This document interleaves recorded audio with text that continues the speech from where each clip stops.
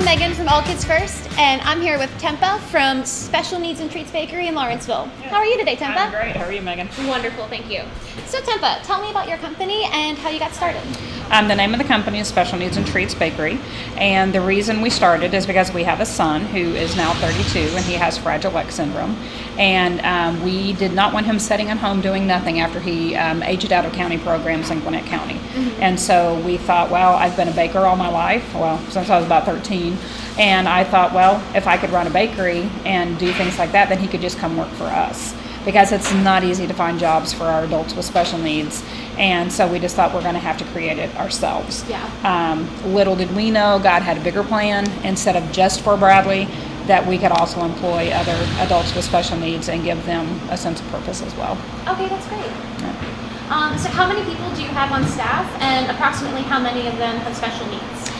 We have about 37 on staff, but we have 32 that are diagnosed as special needs. Oh, okay. And then we have 133 that are still on our waiting list. Oh, wow. And so we love it that we can have that many here, and we have that many working, and that they continue to work and they want to work, and we do have some more that are wanting to. Okay. So it's just awesome. And I know you may go more into detail with that, because we have, out of the 32, some work 40 hours a week, some work 30, some only work 1 day a week. So it really just depends on who they are and what them or their parents want, or their guardians. So. Okay. So how many people do you have on staff, and approximately how many of them have special needs? So what we do is we have a waiting list, and everybody has to come in as a volunteer. And then once we get them in as a volunteer, then we can move them to payroll as soon as the board of directors lets us know that we can. But nowadays, we have changed a little bit here recently. When someone does come in, they fill out a form that just gives us basic information. It might be their name and their phone number, their email address, if it's their parents, if it is a guardian, if they need assistance when working.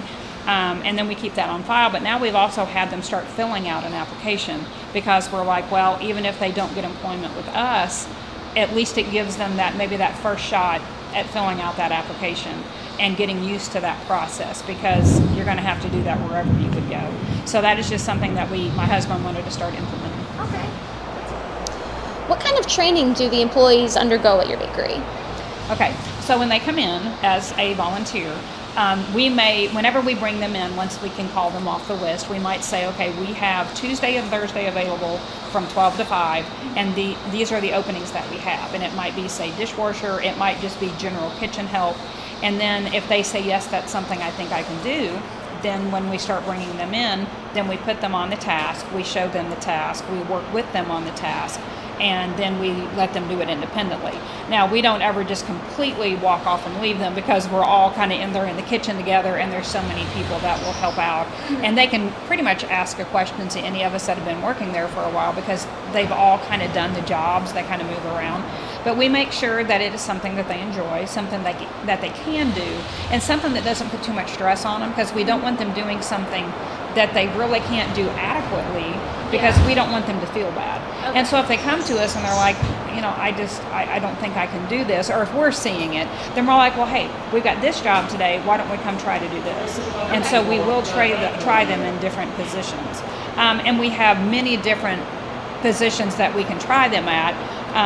We have people that work up front and they take care of the customers. We have people that wash dishes. We have people that clean, people that do inventory, people that sticker.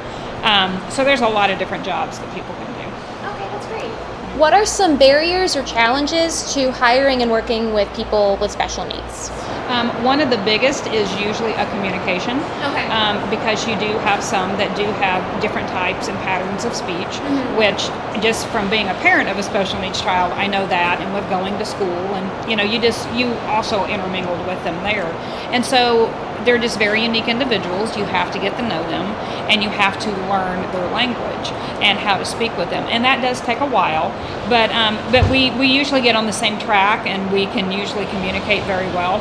We've had one that, sometimes she just cannot get out what she wants to say, so she'll get out her phone and either not really text it, but she'll show us like an emoji of what she's trying to get the point across, and so we try to do it that way. We did have a girl come in and put in her name on the list, and she cannot speak at all, so she's completely deaf. and they wanted to know if we had someone on site that signs. We do have one girl that signs a little because she has had hearing issues and she has a hearing aid. So we do have someone that can communicate a little bit. So that's the only thing that's really been difficult. And then also trying to get them to work because, they're relying on parents or their guardians. I know we have, Lyft and Uber and things like that, but it is a challenge still because that costs money. Yeah. And then it's kind of like if you're still volunteering, then that's more money out of the parents' pockets or their guardians. And then when we do start paying, it does help, but you still have to offset that cost. And so that's one of the biggest struggles, I think, all around in any type of special needs program is that transportation issue. For sure. And I used to be a special needs bus driver, so I kept my CDL because I'm like, I never know. I never know where that might lead and what I might be able to help with. But that's a big issue and a big hurdle. Yeah, the communication for sure, too. But it sounds like you guys have a lot of flexibility and creativity and ways around that. We do try, and I'm not trying to be rude, but I just say we have to use the F word, and that means flexible, and you have to be fun, and you have to be fair. Yeah. There's so many ways that can go, but the flexibility is definitely we have to bend. Yeah. So what advice do you have for adults with special needs and their families when searching for a job? Well, the special needs adult has to be involved. Mm-hmm. We get people that will come in and it's like a parent or even a job coach and they're like, well, I want to put my person on the list. And we're like, no, that's not, they need to be part of this experience. They need to be coming in, they need to see, they need to be able to somehow communicate, even if it's with the help of someone, that's fine. Mm-hmm. But they need to be present when asking, I want to be put on the list or I need a job application. Because that's just part of the process. We've all had to go through that and they need to know that. You can't make them special because they have special needs. You know what I'm saying? Yeah. It needs to have that flow the same as everybody else. So, we come in, when they come in, we talk to them, we ask them, have you ever worked before? Do you think that this is something you might enjoy? So they need to be part of that process. Okay. And I think they, and you're going to have to knock on a lot of doors. And that's the sad part of society because people will not give them a chance. And we even talk to employers because they're like, well, I don't know how to hire special needs. And we're like, what do you mean you don't know how to hire? You give them an application. If you hire them, you give them an I-9 and a W-4 and you put them on the payroll and, but they're afraid of what they do not know. Okay. But if they would just give them a chance, they are missing out on a workforce that they just have no idea. They love to come to work. They're reliable. They smile. They love it when they get their paycheck. Some of them think it's their first paycheck every week when they get it or every 2 weeks when they get it. And they love what they do. They're diligent at what they do. People are just missing out. For sure. And so we, I would just say go into a lot of places, put those applications in because you never know walking in somewhere where you're going to maybe meet and talk to someone that you may have a connection with. And it may happen that way. Okay. That really feeds into my next question. What advice do you have for employers when hiring and working with adults with special needs? Yes, they have to give them a chance. And okay. Even if you don't want to hire, let them come in and volunteer for you. That's a great idea. And a lot of them will say, well, I don't have any jobs for them. And my husband's like, okay, tell me what you do in a work day, Yeah. And so we had a guy come in, he runs a garage. And he's like, do you stock shelves? Do you sweep? Do you clean? Do you do inventory? They can do any of that. They can do almost anything they want to as long as you give them the chance and you show them. They may have to do it in a little bit of a different way than what you are used to, mm-hmm. but just give them the opportunity and they will show you that they can do it. Okay. Yeah, that's great advice. Yeah. What are your future goals for the bakery and where do you see the bakery in the next 10 years? Well, our future goals, I don't know what God's plan is. We know, tell your plans to God, and that's when He'll laugh. But we would love to see this building be distribution and training, okay. Because we would love to be in every city center. We want to be back in Lawrenceville. In the downtown area. We would love to be in Tequila. We'd like to be in Grayson, and we would like any little city you can think of. So we would have these little storefronts in all of these towns, and then that way, because we've got people that are coming from like Norcross, we've got people that might apply that might live in Stone Mountain, they might live, 20, 30 miles away, and sometimes it's hard to get here. But if they had a location in their city that they could get to, then we would be able to employ so many more. That would be so great. Yes, so that would be our goal, is to be able to do that. This would be distribution and training, and then we would have those little storefronts, and then we could put people to work in those areas. But also with the free cake programs that we do, that would also benefit because we work with foster care agencies and we work with local food co-ops, it would also work with those, because then we're also again in that community, to where sometimes people that are getting them from the co-op, like if you're in Stone Mountain, again, how are you going to make it to Lawrenceville if you don't even have a car to get to the food co-op? Yeah. So we love to give away the free cakes, but sometimes transportation is a problem. Yeah. Money is a problem. But if we were in their community, they might be able to walk, or they could send a friend and say, hey, can you just swing by here and then bring it here? So it would be twofold. It would be getting our employees closer to their homes, but then we could also hopefully get more cakes to the community. So, in 10 years, we would love to see this all over Georgia. We would love to see it all over the country, because there are thousands upon thousands of special needs adults just sitting at home doing nothing. Exactly. And we would love to see them doing something. We have our tagline up above you that said, everyone needs to be needed.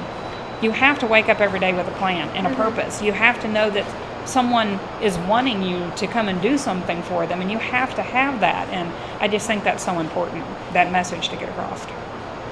Yeah, I agree. That's great. Yeah. That would, if you guys were able to expand like that would bring so many more opportunities for the special needs adults. Yes. And so much more awareness. Yes.